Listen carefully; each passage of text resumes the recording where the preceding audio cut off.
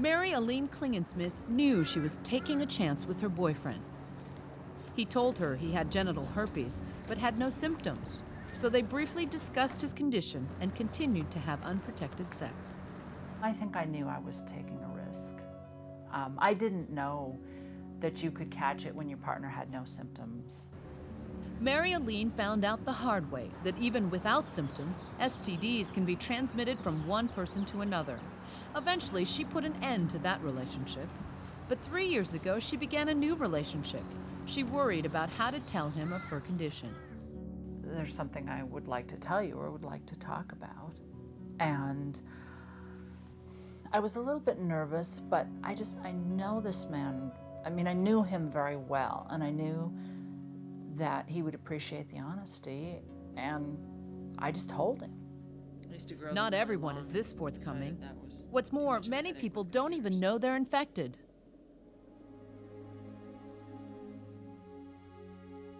Barbara Wilcox's story began 14 years ago with the birth of her second child, Jimmy. At first, he was a healthy newborn, but not long after his birth, Barbara noticed sores beginning to appear on his abdomen and immediately alerted her doctor. She was told to take the baby to the emergency room. The situation was critical. And the pediatrician walked into the room, took one look at the baby, and walked out, and immediately called the hospital for direct admittance. And it was just a few hours later that we were having Jimmy baptized, because they said he had about a 33% chance of dying at that point. Devastated and confused, Barbara could not understand how this happened. Today, Jimmy is still living at home, but at 14, he has the cognitive ability of a 3-year-old and is unable to speak. You have just so many mixed feelings. You know, you're doing a lot of bargaining with God. Just let him live. I'll take him any way I can get him. Just, you know, let him live. And it wasn't until, you know, later on in the whole scenario that you started wondering, how did my baby get this disease? Incredibly, Barbara had no idea she was infected with genital herpes at the time of Jimmy's delivery. But eventually, she found out that she and her ex-husband both had the disease. Neither one had had symptoms. She was now determined to learn whatever she could about her son's condition. I immediately started flying everywhere around the country to find out how I could help this child. Despite his limitations, Barbara feels that her son teaches her lessons about life every day. I think one of the most important things my sister said, it's not only what Jimmy has done to our lives, but for our lives, of awakening us to other people. Barbara's story is rare. If a woman knows she's infected with herpes, she can take steps to prevent the transmission of the disease to her baby. Dr. Gloria Bachman is the Associate Dean of Women's Health at Robert Wood Johnson Medical School in New Brunswick, New Jersey. Women who have herpes infections are often concerned about pregnancy and delivery because they know they can transmit the herpes infection to their baby, especially if they have an active infection and deliver vaginally.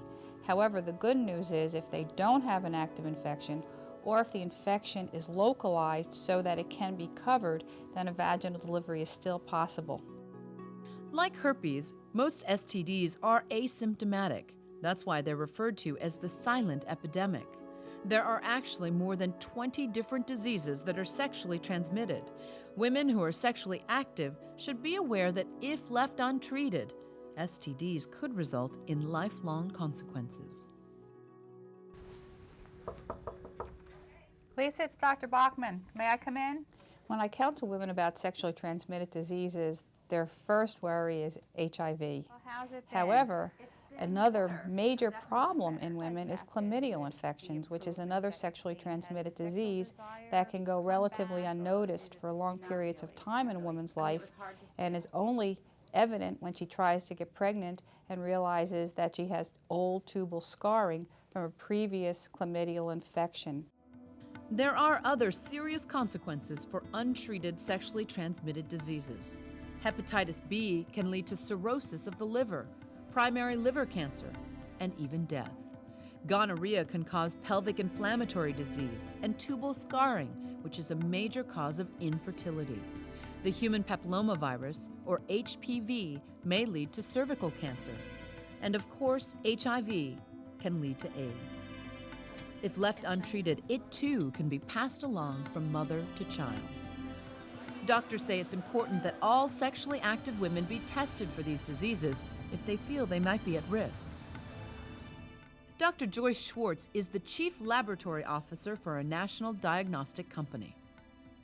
There are quite a few number of blood tests. There is the test for herpes. Herpes type 1 and type 2 can be tested from the blood. HIV is a blood test also. We can test on the urine for gonorrhea and for chlamydia, and also from a cervical swab we can look for gonorrhea and chlamydia also. Women who do have a sexually transmitted disease should know it's not the end of their sexual lives. There are therapies and treatments available today that may not cure the condition, but certainly can make it easier to live with them. How many of us have not made errors in judgment in our sex lives?